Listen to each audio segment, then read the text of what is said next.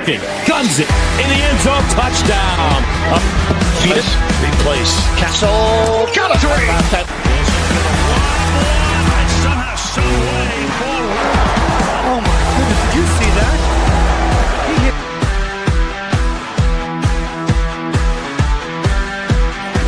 And now they got him. Again, floats it complete and into the end zone. His first and goal from the 4. Daniels is going to walk it in for the touchdown.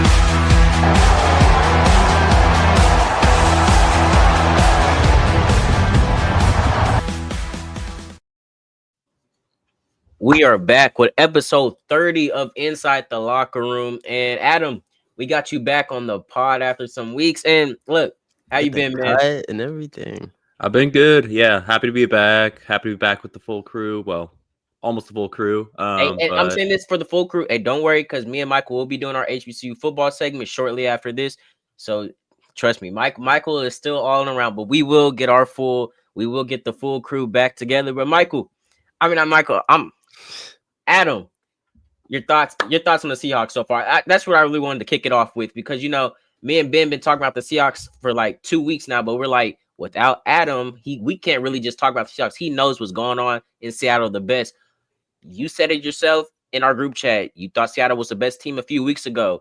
Do you still think that? They're right there. They lost to the Rams, obviously, when Darnold just started the interception party and just threw, I think, 4 interceptions in one game.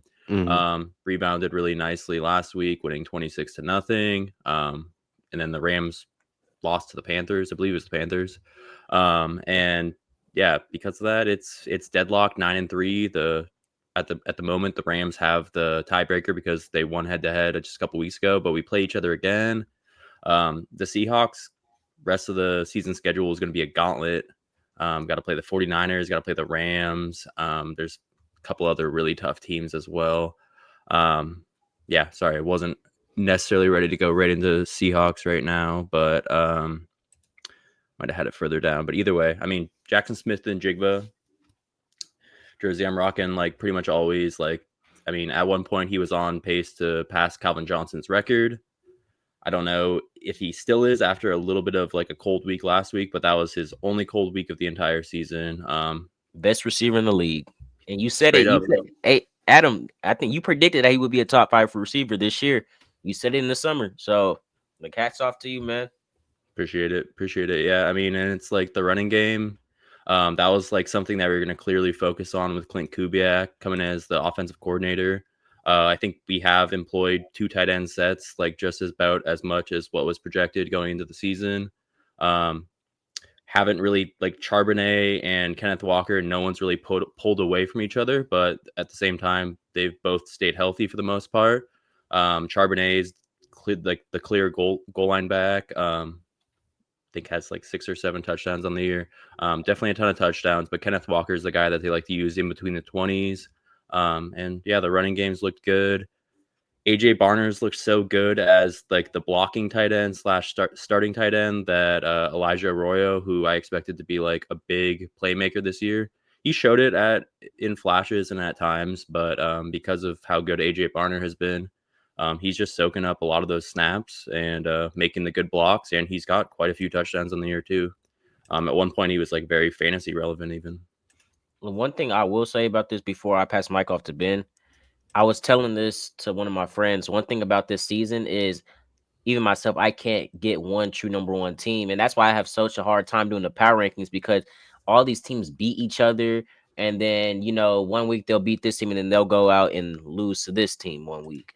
A lot of people did not expect the Panthers to, upset the Rams. It's been like that. It's been a crazy season. A lot of people didn't expect, and I'm not saying like this is number one team, but I'm saying a lot of people didn't expect the Jets to beat the Falcons. So I'm saying this season is full of a lot of upsets. Exactly. And that's why I honestly, I've had a hard time doing power rankings, because I'm like, okay, I can't please everyone, but I can try my best to put where I believe these teams going off a head to head and like how schedule, strength of schedule.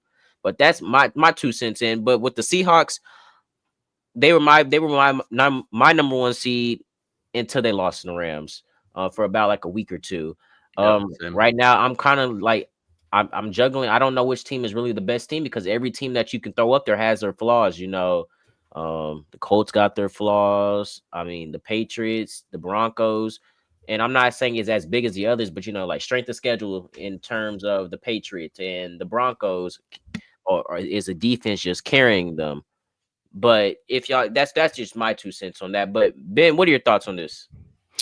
I mean, yeah, you guys have said pretty much all the points we've mentioned before about the Seahawks. Adam giving us some more insight. I think also another notable name is like Nick Worry on the defense as well. He's been working out pretty solidly. Yes, thank you. I didn't mention the defense nearly enough. Yeah, my man Warrior's been balling. Yeah, and like the offense in general for the Seahawks, they've been putting up 38 points, 40 plus points here and there.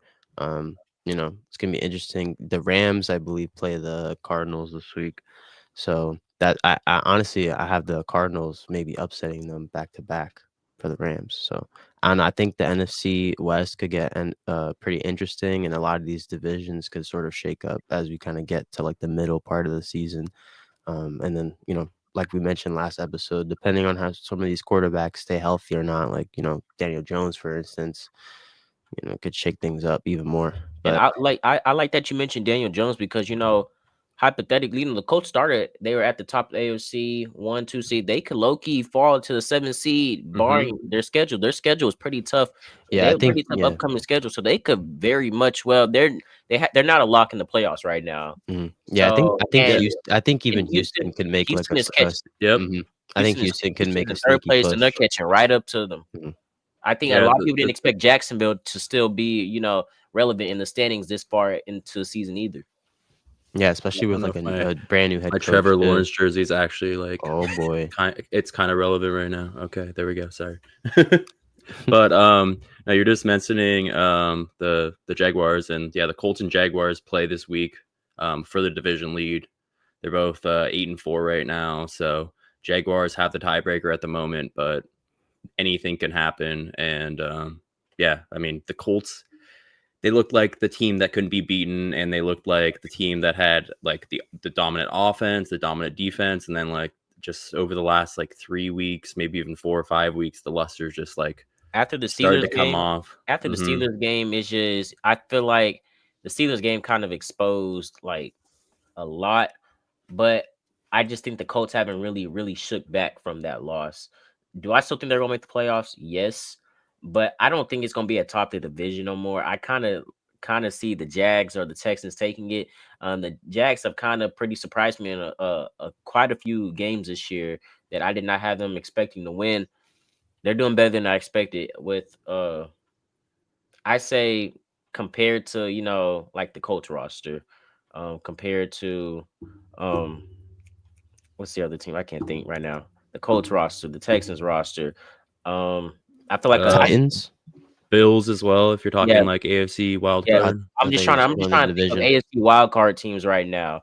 So just the teams that that they've dealt with, and Lions also I are feel like they were crazy, though. pretty an underdog in that division. To win that division. A lot of people still had the Texans winning that division. A lot of people had the Jaguars being under 500 or just at 500 this year. So that's my sense on it. But the next thing I wanted to talk about is the Cowboys Lions.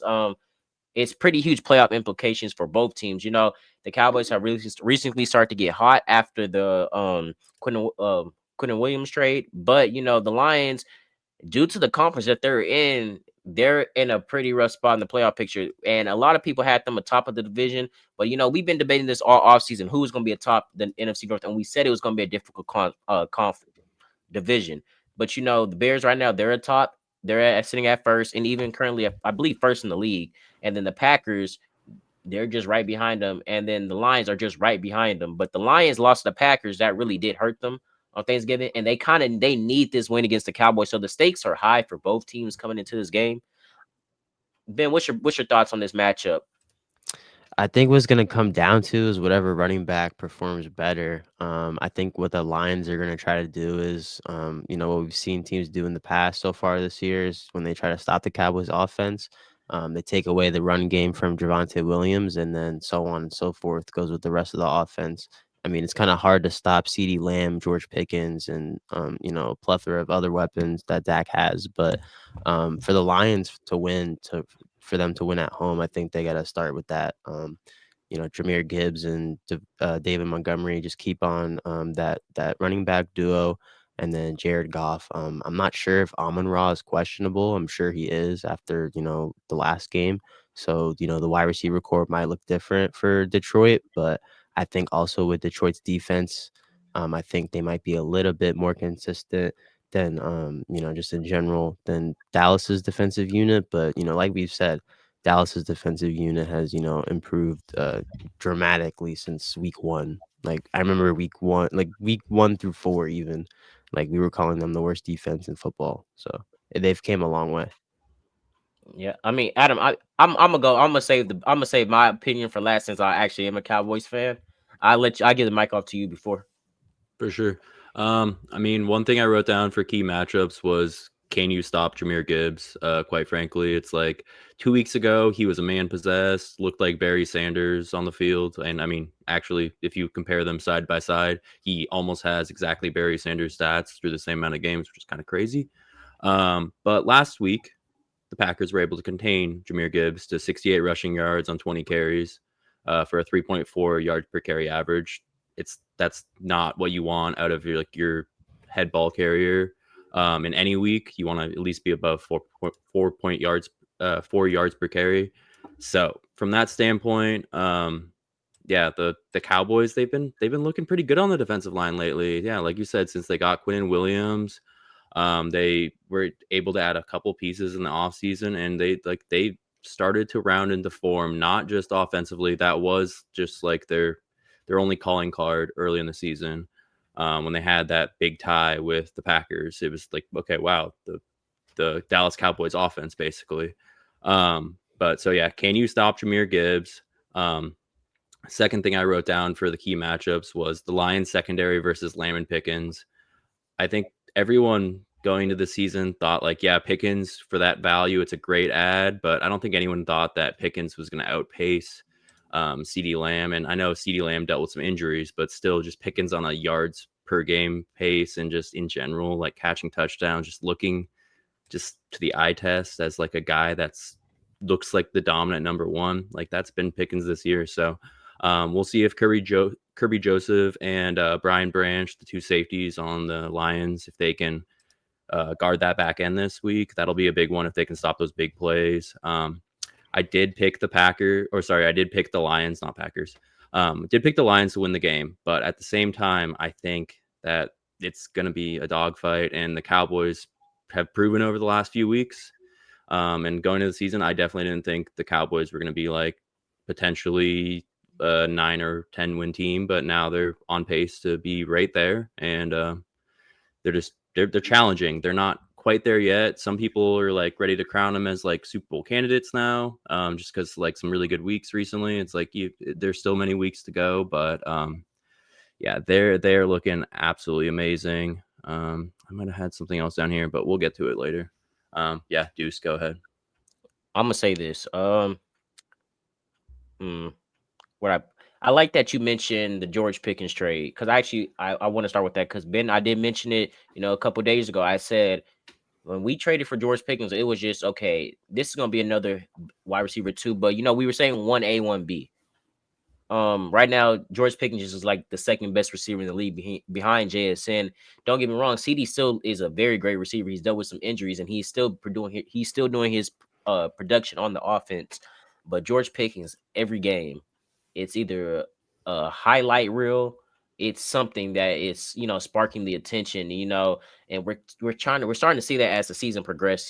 Teams are starting to cover George Pickens more, spy on George Pickens more, take how do I say? I'm not gonna say take all the coverage off CD, but start giving a little bit more coverage to George Pickens because a lot of people just didn't expect this. And I say this, it's a lot in due to like he has a quarterback now. A lot of people don't credit Dak, but you got to get credit where it's due. Dak, for a fourth rounder, Dak has played extremely well out of expectations.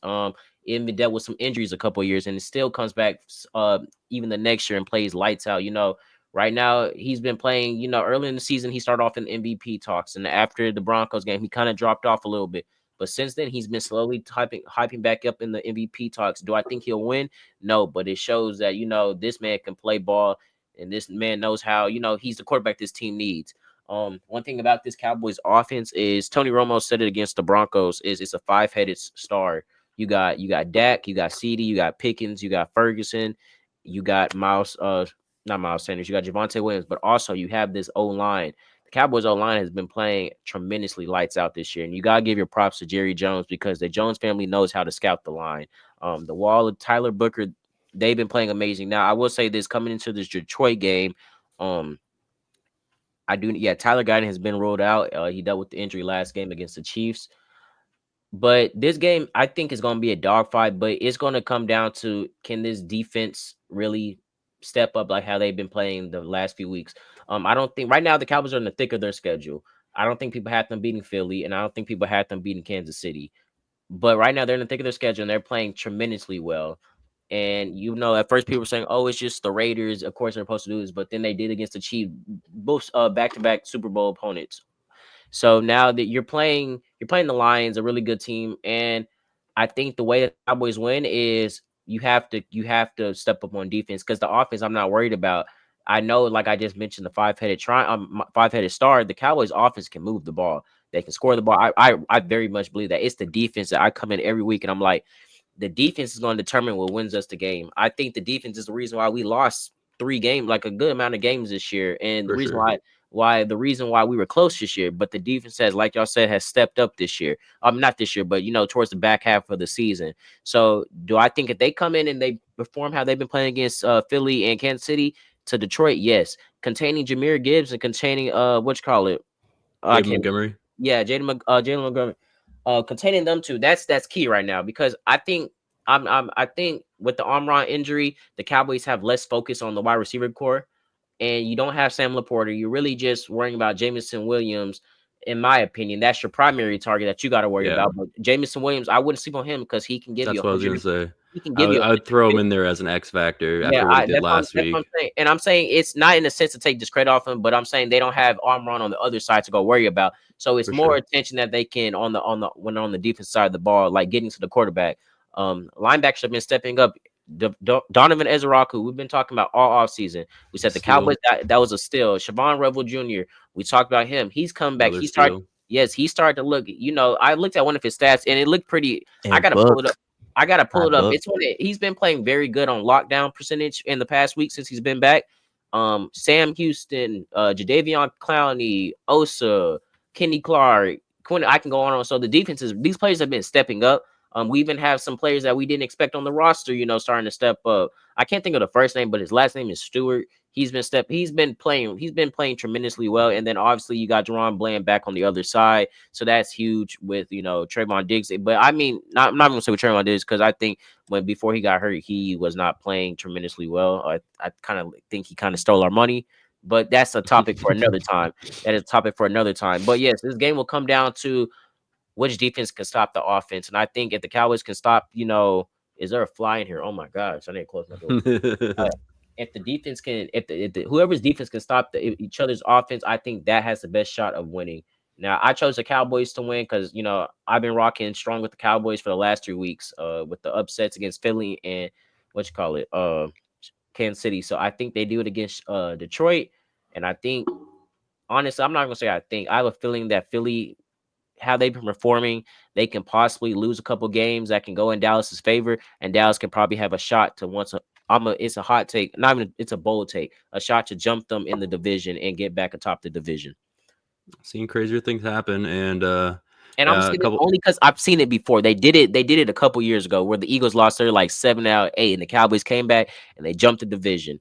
That's And the there's only always that stat that goes around that like the NFC East hardly ever has repeat candidates. It's like one time when the Eagles did it, like yeah. many years ago, like over a decade ago, I Now think now, I won't be surprised and if the it would Eagles be I won't be yeah. surprised if the Eagles do because I mean how the Eagles performed at the beginning of the season, it looked like they were the best team in football, and that's very debatable. And the Cowboys, they didn't. So But the if the Eagles, offense never has. I mean, and that's what I'm saying. The defense has stepped up. The offense has taken a huge slump from last year. I mean, Saquon Barkley, he does not look like that offensive player of the year we saw last year. We're seeing Jalen Hurts. The chemistry right now with Jalen Hurts, Devontae Smith, and AJ Brown, it does not look good right now. And I think a lot of it has to do with what's going on in the locker room. The defense, I mean, you can say a lot of players on the defense have started to show, like, really show flashes. Jordan Davis right now, I think he looks like, honestly, in my opinion, he looks like, I'm gonna say he looks like a Pro Bowler in my opinion. I don't know if y'all would say All Pro, but he looks like a Pro Bowler in my opinion right now. He's been playing lights out. Jalen Carter as well. He looks tremendously, Yep, tremendously looks like an All for Pro, sure. All Pro, and Jalen Carter. But the offense, I mean, and I've been kind of saying this for years. If Jalen Hurts doesn't have his weapons functioning, that offense isn't going to look right. I think we're starting to see that this year. But I could really care less because it's the Eagles. But I hope all is well for Dallas and going on for the rest of the season. But I like that we were talking about the playoff implications. But jumping into the playoff implications, what team on the outside looking in do you think has the best shot to make it? For me, it's got to be the Texans. They're one game out right now. They have a chance to leapfrog into the playoffs just by winning this week. Just quick things that I want to add with the Cowboys and Lions game. I mean, if the Cowboys win, then we know they're serious contenders. And for the Lions, they looked like they were serious contenders. And if they don't win, then they're not. They're definitely not. But just the chance at re-solidifying themselves as like serious contenders. And then probably the biggest X factor of all is just if Amon-Ra St. Brown plays. If he doesn't, it's going to be a completely different game. And yeah, like I mentioned a little bit earlier, but if the Lions can control the line of scrimmage with Jahmyr Gibbs and David Montgomery, then they have a serious chance. But if you got to keep the Cowboys off the field because like their biggest liability has been defense. It's been a little bit better lately, but if you keep them off the field offensively, then you're going to have a really good chance to win. And all the games that the Lions have like hit high 30s, 40 points, they're controlling the line of scrimmage. David Montgomery and Jahmyr Gibbs are both scoring touchdowns in most of those games. But other playoff implications, the Bears hold the number 1 seed. Crazily, somehow with the same number of wins as the 49ers. They do have one less loss than the 49ers. 49ers are sitting at 9-4. Bears are at 9-3. But the 49ers are the 7 seed and the Bears are the 1 seed currently. So the NFC playoff picture is just absolutely insane. The Rams and Seahawks currently are both tied at 9-3. Like I said earlier, the Rams hold the tiebreaker. So that's going to be interesting. And also mentioned that earlier that the Seahawks are going to have to play the 49ers again. So we got 3 9-win teams in the NFC West. It was maybe the 3rd pick for the division to be like the best division in football. So not necessarily expected how it was going to be this good. And some people even picked the Cardinals as dark horse candidates. I was definitely not one of them, but I mean, it's between the Seahawks and the Rams because the 49ers aren't getting back Nick Bosa. There's other defensive players they're not going to get back as well. Fred Warner, for one, very important linebacker. So it's like the 49ers could be that sneaky team if Brock Purdy just gets hot and the defense just keeps rallying around each other, kind of like the Lions last year, where the Lions were very injured, but they had a good record, and then they just kept like next man up mentality. But I'll leave it there for now if we're just going on the NFC, and then I've got some AFC for a little bit. I mean, Ben, I'm gonna say this really quick before I give you the mic. This is how I kind of look at it, the playoff picture. You still have teams like the Vikings, Commanders, and the Falcons on the outside looking in, but I really still think they just don't have a shot with how their roster is looking right now. The Panthers, I just think what hurts them the most is some of the teams that they've lost to in the beginning of the year that have the tiebreaker over them, basically. But right now, they have a 22% playoff chance to get in. Do I think it's going to happen? No, due to the slow start. And I just feel like that offense at times is inconsistent. One week, they look like, oh, they can be a serious threat to some of these playoff teams. And the next week, they just look like an average team or a below average team. That's how I see it. And I already said my 2 cents on the Cowboys and the Lions, but it's gonna be difficult to get in because you have teams like on the bubble, like the Seahawks, the Packers, the 49ers, who all have 3-4 losses they're over 9 wins. It's gonna be pretty difficult to get into the playoffs this year. And I said it last week. There's gonna be a couple of teams over 500 that just not gonna get in, and it's gonna be on the AFC side of the playoff picture as well.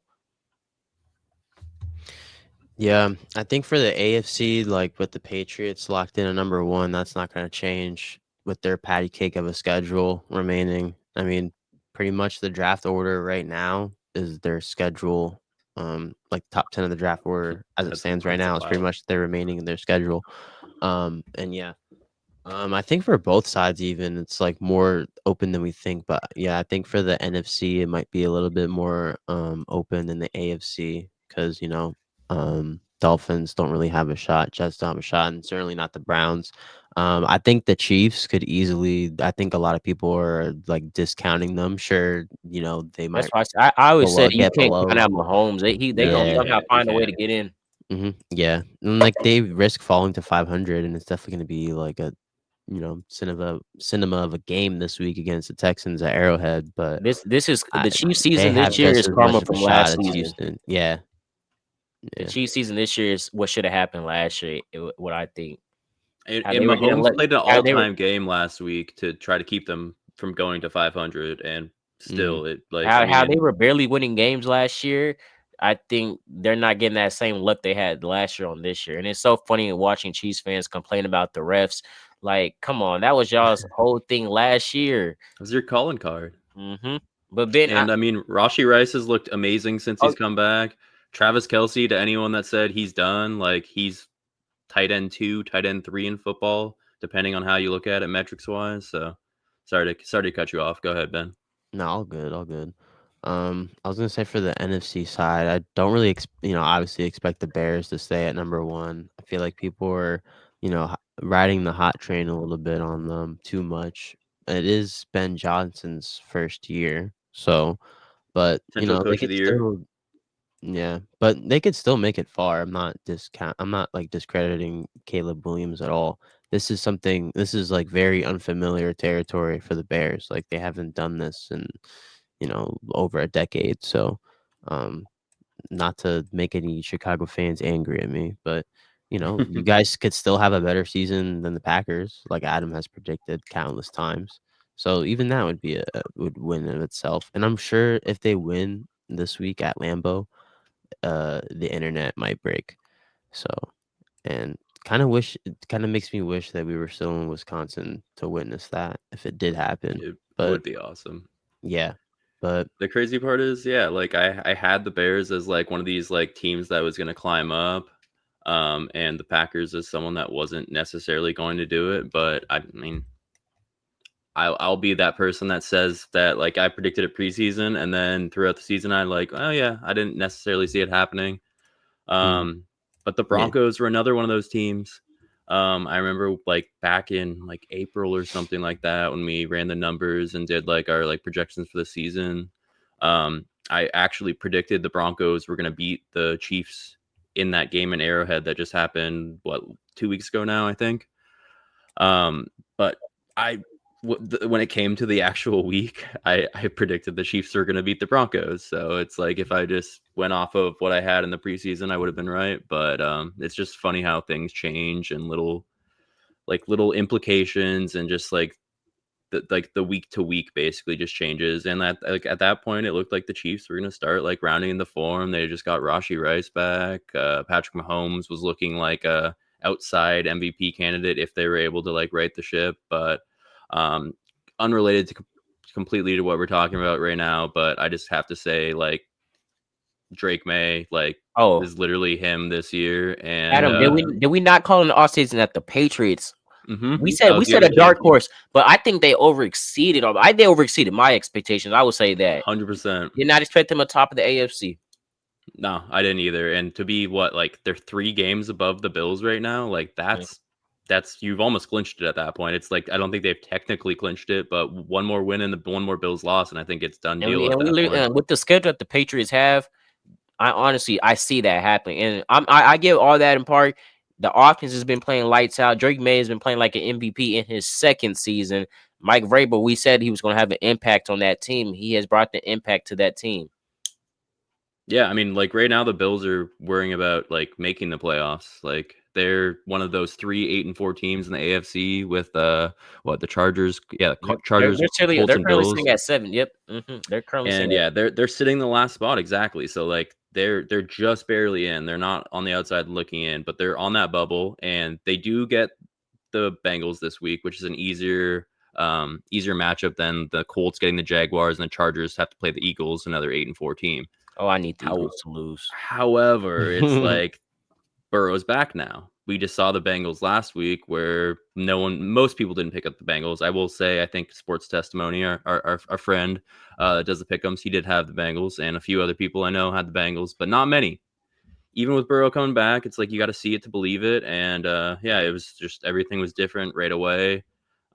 Defense also stepped up a lot, but at the same time, it's like you can call a completely different game when you have Joe Burrow out there. And yeah, and they had Jamar Chase coming up off of suspension and looking to just like bounce back and just play a game and not do extracurriculars. We'll just say. Yes. Look. So this is for the bright side, but on the teams that are already looking like that, the playoff hopes are just crushed.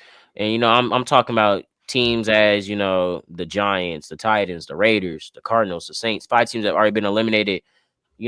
Which out of the 5 just has the best offseason? Just looking into the offseason going forward, Adam. For me, it's got to be the Browns.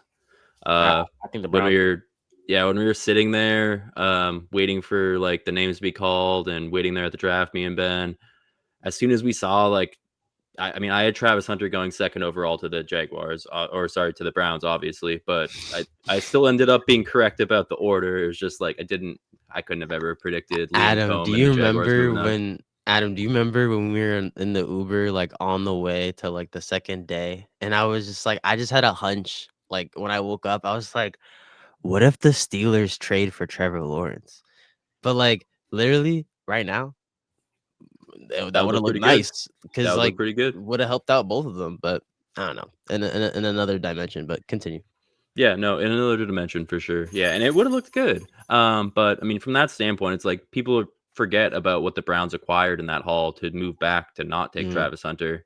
They got an extra first, I believe, an extra second. I think there's some other pick thrown in there. Maybe it was already used. Actually, I think it was already used on Carson Schwessinger, if I'm saying that right. It's a hard one for my mouth to get around. But he's been an absolute baller for the Browns. The Browns have been somehow one of the best defenses in football, even though their offense hasn't been good. Miles Garrett is light. Oh my gosh. Myles Garrett, if he doesn't break the sack record this year, I don't know if it's ever going to happen. I mean, like we already had people say like, okay, it's done. It's over. It's broken. I mean, the man's at like 19 sacks now. I think he was at 18 coming into last week. The sack record, I believe, is at 22.5. So, I mean, he gets one more of those 5-sack games. It's a wrap. It's wraps already. He's got plenty of games to do it though. So, I mean, yeah, from that standpoint, like the Browns, they were able to move back. They were able to still get a very good top 5 guy, defensive tackle Mason Graham. You don't hear his name very much, but that's usually a good thing in like an interior defensive lineman. It means he's just doing his job, and yeah, they're doing a great job. And Myles Garrett's getting sacks on the outside. You can't really ask for much more. Yeah, like we even forgot about like Zabel for the Seahawks. Like he's been lights out too. Like with the pressures allowed. Same thing with like Membu for my Jets. Like there's a couple of these players that you don't really hear that much of that have been, rookies, but they've been making a huge impact. And we've heard a lot from like Tyler Warren. He scored last week. But yeah, different rookies showing out this year for sure. It's gonna be interesting also to see how the draft order shapes up. We're definitely going to be at the draft this year in Pittsburgh as it's on the East Coast. So maybe we'll all take a road trip down there. Look, I might have to take a plane. I would say, I hate to say it, the team I think that, in my opinion, that has a good future, looking bright other than the Browns, is I think the Giants. You're getting Yep. you're getting Cam Scatterboo back, and he's one. I said Cam Scatterboo should have went earlier because I knew how his production style and it's translating very well into the NFL. He's looking like the true. He's looking like the star on that team, and he should look. I think he should have started after the Cowboys game, when he really truly broke out. I think you're coming into this. You're coming in. You're going to get a top pick, obviously due to your record. So you're going to have a top 5 pick, in my opinion. Then on top of that, you have the cap space to go out and sign some weapons. I think right now the Giants just don't have weapons on that offense for real. The defense you can debate about that, but the offense I just don't think it doesn't have enough weapons surrounding Jackson Dart. But Jackson Dart has shown many flashes as the QB1 in New York, and we said this all offseason. Once he got drafted to New York, we said Jackson Dart is going to make it an impact. We said we were surprised that he wasn't starting, but I mean, what was it? He's a rookie. Well, at least that was for me, but he's a rookie. Next season, don't be surprised if the Giants sneak up with the new head coach too, if everything goes in plan. And but we don't know that yet. But if everything goes in plan, they can hopefully get more wins than they had last year. I'm thinking maybe 5 or 6 more wins. And slowly start to progress as a better team. But it's just gonna take time. But that's pretty much my team. But before we get into this basketball segment, I do want to mention, what are your thoughts on this Shador versus Cam Ward matchup?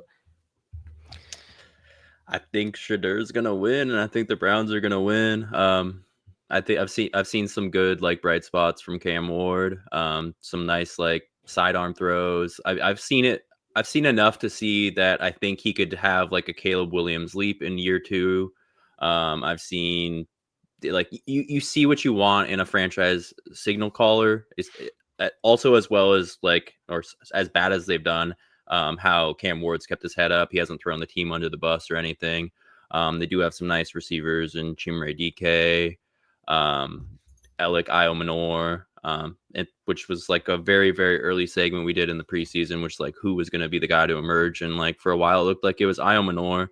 Recently looks like it's Chimere DK, but then he had a little bit of like a step back last week. So we'll see exactly what happens there. But I mean, as far as like who's gonna be the number 1 overall pick, it's like it could still kind of be anyone. I'm with you 100%. The Giants are gonna take a huge step, maybe even like a Patriot style or size step next year. I know. I trust. Look, I really do trust Jackson Dart. I don't know. I hate to say it, but Jackson Dart, he looks like the quarterback that you can see he's progressing very well game by game. He's recovering from his mistakes, and as the game's going, he just looks better. I think this is a quarterback that New York needs, because New York has not had a sustainable quarterback for some years now. A few other things I'll throw in there is Wan'Dale Robinson, I think, is 6th in the NFL in receiving yards. Like, no one had that coming into the year. There's like only like top receivers in front of him. Malik Neighbors has been injured through most of this Jackson Dart outbreak. He's been hurt since the start of the season. But you get him back. Exactly. You get him back next year. You get more at some point. Yeah. Yes, you get more offensive weapons back. And Cam Scatterboo, we'll see exactly how like deleterious and how much he has to bounce back from all the like the dislocation, all the extension injuries. But he should also be back, if not to start the season, maybe by like week 4, week 5. So you would put in Malik Neighbors, and then I got to throw Theo Johnson in the mix, because Jackson Dart is completely unlocked. Theo Johnson looks like a very good tight end in the league. And because of that, like you don't know exactly what's going to happen in the next year, but the Giants definitely have to be one of those teams completely in the mix. Raiders, we don't really know what's going to happen with the Raiders, but they could get the number 1 overall pick. Titans are probably looking like my number 1 pick for the number 1 overall pick. One thing I will say about this Browns Titans game, I do have the Browns taking it. I have said this. You see players with potential on the Browns team, but I say this: Kevin Stefanski is holding that offense back so bad. It's just bad. That play calling. Yeah, the play calling doesn't make sense. But also at the same time, I think that offense is just full of a lot of players that want to prove themselves. Even with Shador, I do see a little bit of mistakes sometimes. He has played good, but I'm not about to say act like he's played lights out, because he hasn't. he has his little miscues every now and then. I tell you, his pocket awareness it has to get better. It has to get better. Do I think this will be a close game? No, mainly in part due to how good Cleveland's defense is. Um, I see Myles Garrett getting to Cam Ward more than once. I honestly see that. I think Myles Garrett is going to break this record in the next 2-3 games. He's really close, and he's Titans have having given up the most sacks on the season, so perfect. and I mean, Myles Garrett is just having a season. Everybody knew that he was going to come into the season after the whole offseason drama. He's going to come into the season. He was going to play, he was going to play well, but he's playing just lights out. He's honestly the defensive player of the year right now, just with how he's been playing. But I do want to jump into our NBA segment. We haven't been talking about basketball lately, but first thing I want to start off is the Lakers are off to a hot start, Adam. We've been saying this. We said it all. We said Luka's gonna come back in shape. Lakers got the picks around them. They got the players around them. We're starting to see it. We're seeing it. We saw it faster than expected. Austin Reeves, he's looking like the true number 2 on that team right now. Just what are your thoughts on this season?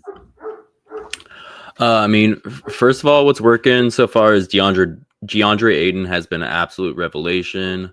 He costed almost nothing to acquire. I don't have his exact stats pulled up, but dude's putting up high teens in points, over 10 rebounds. He's stepping up on all ends. He's doing it defensively, but some people didn't think he could be that lob threat for Luka, and now LeBron that he's back, and Austin Reeves to throw in the mix as well, and he has been all of that.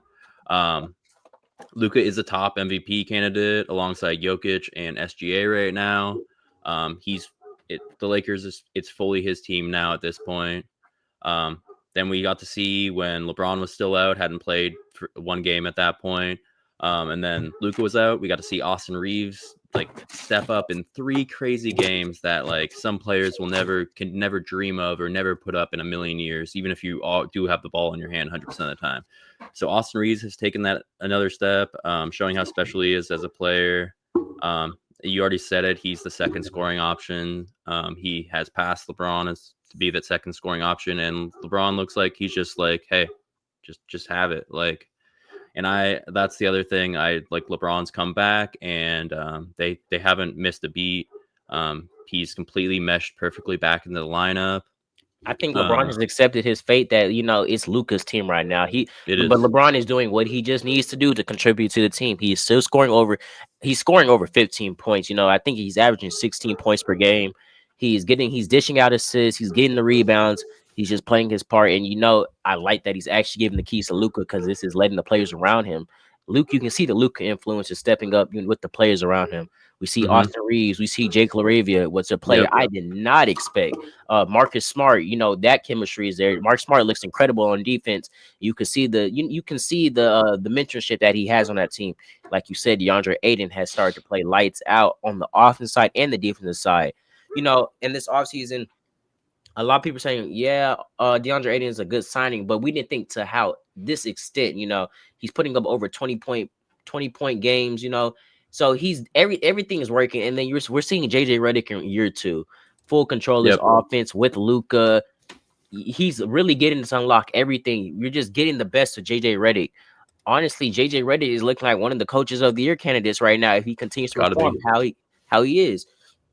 This team behind the Thunder, and we're gonna talk about the Thunder later, but this team behind the Thunder right now, I can see the Thunder going back because the Thunder team is really good. This really good. For sure. But right behind the Thunder, the Lakers team is right there as the second best team in the West. Yeah, and sorry, go ahead, Ben.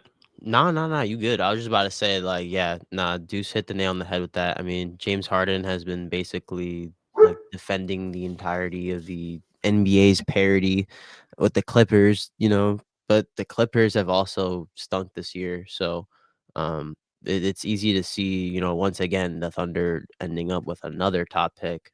And based on how the lottery could go, we don't know what could happen. And we know that, they were doing all of this without J-Dub. So now that you're just getting J-Dub back, and I think it's only his second or third game, the sky's the limit for that team. I don't know if they're going to beat the Warriors record of that 73-9, but they very much could.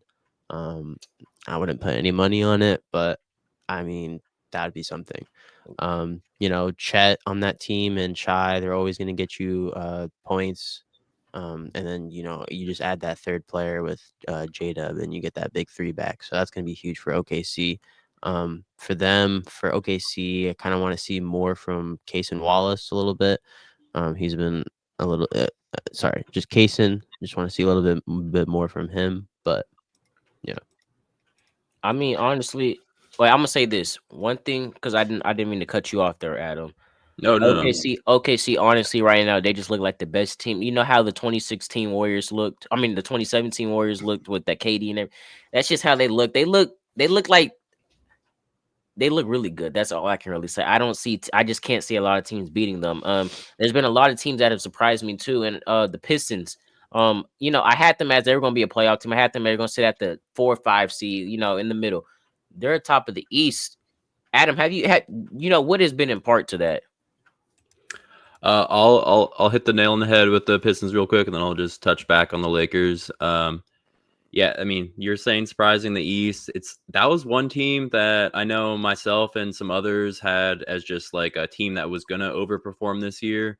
I didn't necessarily have them as like top of the East overperforming, but at the same time, basically like in the offseason, I was saying Cade Cunningham is like really one of those like top 5 NBA players.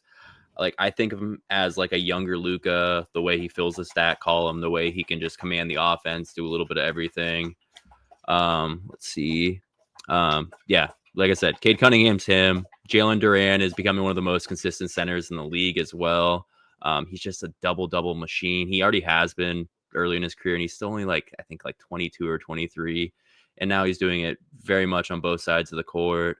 Osar Thompson, Amen Thompson's twin brother, is continuing to ascend for the Detroit Pistons as well. Has been battling some injuries, but because of that, we've been able to see big breakout performances from guys like Danis Jenkins, who were like before a couple weeks ago were just 2-way players that most people had never heard of. Danis Jenkins is now on my dynasty basketball team because he's just this 25-year-old guy that can just step up and put up crazy numbers anytime. And it's like, are they legit or just hot early? To me, they're legit. They passed the eye test. They have the stalwarts at all these like cornerstone positions. And like I said just a second ago, yeah, they're one of my teams to contend in the East this year. Didn't necessarily have crazy like top tier projections for them, but I thought they'd be like one of those teams that would like sneak in as like a 3 or 4, maybe even 5 seed. But like better than a play-in team, but they're way beyond everything right now. And to me, they deserve it. I'll jump back to Lakers real quick. It was just you were mentioning Jake LaRavia. Oh my, amazing! I mean, he's been that 3-and-D piece. We did that like a couple Lakers segments in the offseason. And with Lakers Room, and like we were just talking about Jake LaRavia a little bit, just like that kind of undiscovered guy. Whenever he's got minutes, he's done really well. He shoots a really high percentage from 3. I did not know he was so good, like off the dribble and getting to the hole and getting to the basket as he is when he needs to step up. That's the cool part. It's like he knows his role. He's not trying to like press, but at the same time, anytime that Luka's out of the lineup, LeBron's out of the lineup, or even Austin Reeves out of the lineup, I got to see my first Lakers game ever this year at the Trailblazers, and they were missing all 3 of those top 3 players, and it was still a hell of a game. Jake LaRavia played great. Nick Smith Jr., I had pretty much never heard of before that game. He came out and he put up over 20 points. He had like 3 early turnovers, and I was just like, get this guy off the court. I was not happy about it. And then he didn't turn the ball over for the rest of the game, and he absolutely balled out. So gotta say it was a great experience being at my first NBA game and first Lakers game. And even though none of the stars were there, and I was very sad about that and a little angry about that, at the same time, Lakers were able to pull off the win. And yeah, I mean, you can't ask much more than like your first win. So yeah, from that standpoint, it was amazing. And I believe the Lakers can sustain it the same way I said the Pistons can sustain it. Both offensively and defensively. Aiden is the key. He has to keep doing this offensively and defensively. And as far as like as we get further into the season, what I want to see is the Lakers get another big. One of them was Walker Kessler. He's out for the season now. So it's gonna have to be someone different than him. Maybe like a Nick Claxton, or if they want to go a little bit more like offensive friendly, like a Nikola Vucevic, who's like 34, going on 35, but could be a guy that could just be like an extra center to go along with Ayton, and they could just be kind of 1A, 1B at that point. And then the only other request I have is to get another shooter. And you can never have enough shooters around Luka and LeBron and Austin Reeves. And because of that, yeah, just add another shooter. But I like what I saw out of Adu Tiero, one of the Lakers late draft picks, or I think he was actually undrafted right after the draft. But he's a great 3-and-D guy as well.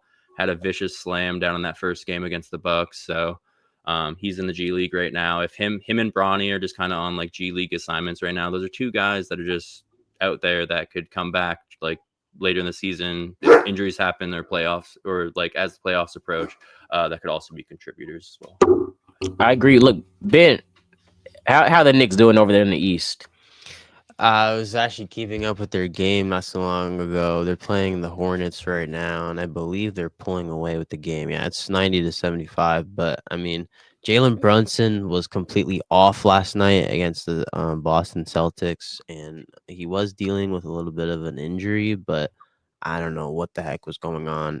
And without Jalen Brunson, performing like one does usually for Jalen Brunson, different people had to step up, and they did. Like Josh Hart, I believe, had a double-double, and various other stats, and other people stepped up. But this team is still a little banged up, especially without OG as well. I just think it's obvious that they should have acquired Giannis a long time ago. Everybody is, kind of clamoring for the same thing, but Cat, he's always putting up points and rebounds. He's had a good season so far, but I just think he just might be a little bit inconsistent, obviously, and that's what the Knicks don't need. Not to diss Cat at all. Cat, Jersey native, obviously. I mean, grew up like 20 minutes away from me, so shout out to him for that. But yeah, I just want him to play like a center more. So yeah. Well, I mean, the one thing I will say is before we close this out, I expected the Pacers not to be the same type of team, but I did not expect them to be at like the bottom of the East. But I mean, they did lose some pieces this offseason. They lost Miles Turner. You got Halliburton that's still out. So I mean, what to expect? One thing the Raptors they're performing a lot better than a lot of people expected. I believe they got Brandon Ingram this offseason, so I believe that has been due in part to that. We're starting to see players like Scotty Barnes. Love me some Scotty Barnes. I can't think of the name right now. God damn it! I just had it. Quickly is another one that's on the Raptors. Yeah, but it's gonna come to me. But one thing I do actually want to talk about this because it did just come to my head. Right now, who is your current rookie of the year? I guess I'll go first. It's gotta be Con Canoopel for me. Cooper Flags right there. First week of the season, it was VJ Edgecombe, but yeah, at this point, I definitely got to go Con Canoopel. He's surprised the show to me. Excuse my French, but Averaging 18 points. Oh my. It's like he's been going absolutely off for the Charlotte Hornets, and like there's some stats that I've seen. I don't have any like ready to go right now, but at the same time, he's done things that only like Kobe, LeBron, and Michael Jordan have done in their rookie seasons. So I mean, hats off to him. I knew he was a really good prospect. He was a little bit of a surprise pick, I think, at pick 4 in the NBA draft. But dude's been an absolute baller. I got VJ Edgecombe on my dynasty roster, and I've been very happy with him, getting him in like the middle rounds, but he's dropped off a little bit. And Cooper Flags really stepped up as well. That's what I was about to say. If I had to put it right now, Con Canoopel, Cooper Flag, VJ Edgecombe. I feel like VJ Edgecombe, he started the season off hot, but the last 2 weeks he's kind of taken like not saying that he isn't doing enough, but he has kind of taken like a slight drop off, from going to double digits per game to scoring just single digits, 9, 7 points per game. A little bit But of a shooting slump. but yeah, I mean, I'm not really I'm not much worried because you still have other veterans who will pick up the slack on that team, and he's still learning. That Sixers team is really young. You got Tyrese Max, you got what's the Jared McCain, you got BJ Edgecombe, you have young pieces, and then you still Quentin have Grimes even is still only like Quentin Grimes, 25. and then who came from the Mavericks, who literally came from the Mavericks, and who we saw flashes of his game last year, and then you still have Joel Embiid, who is that veteran presence, and some people don't want Joel Embiid on the team no more, but I mean, look, hey, as long as he's there, he's that veteran presence that's needed on that team, but that team, am I gonna say he's gonna make a championship? No, but they do have potential in that roster. I thought The early Mavs, on, maybe like with how good Edgecombe looked early, like him and Maxey just looked like they look like an incredible duo. unstoppable. So I mean, I think Edgecombe's gonna like round back into form offensively. He's a dog defensively. So yeah, you can't ever rule out like a young duo in the backcourt like those two. But Embiid, he's the X factor, and he's not really there most of the time because of injury management. So they got Andre Drummond. Andre Drummond's balled out a couple times recently, but it's like you're not going to win a championship with that core. Yeah, and look, I'm gonna say this. I'm just gonna say this before I pass off the mic to Ben. I feel like Cooper Flag is stepping up for the Mavs, but this season is not going how Mavs fans expected. A lot of people expected Anthony Davis to perform at least better than what he's expected, but I've already heard that he's been on the. Mavs are open to shipping him to another team, so that goes a long way. And I mean, right now this team, Cooper Flag is surrounded by a bunch of veterans. He's not surrounded by young talent, young pieces. Other than I think it's a few players here and there, but you got a bunch of aging players on that roster. I mean, it's good that he can get to learn from them, but that's not gonna win championships anytime soon. And Cooper Flag is a player that needs to win championships. I think right now, due in part, they will have a better record if Kyrie Irving wasn't out. I just think right now this team isn't gelled together. I think Kyrie Irving was that gel that kept this team, flowing For sure. well, due to his point guard abilities and his locker room presence. But Ben, just your thoughts on the Rookie of the Year race. I like Kneppel too. He's been hooping on the Hornets for Charlotte. Can't say too much about any other rookies, but as far as a team that's like kind of rebuilt sort of what they've had, we've obviously mentioned the Pistons. They're the number one team in the East right now, and I don't think anybody really expected that. Compared, to last year, they've made a similar kind of turning point from the Detroit Lions. So Detroit's up right now. Look, I gotta throw one more thing in the mix for the Dallas Mavericks. Ryan Nembhard, brother of Andrew Nembhard, has been on a tear as of like the last game, and then now today. I had him on my dynasty team like 24 hours ago. So he's got 13 points, 3 rebounds, 6 assists on 5 of 7 shooting and 3 of 3 from 3 in 17 minutes so far today. And I forget his exact line from a couple days ago, but dude is balling, and he could be that guy for the Mavericks that just kind of like fills that Kyrie Irving role until Kyrie Irving is back. Oh my! Look, I'm looking at before he closes out. I'm looking at the Thunder schedule, and really 26-1. Like it just looks like so possible. Like they were good last year, but this team just is like leveled up, and it just mirrors the 2015, 2016 Warriors, in my opinion. Like this was a young For team, sure. they're finally starting to enter the prime of their careers. And then next year they're 73 and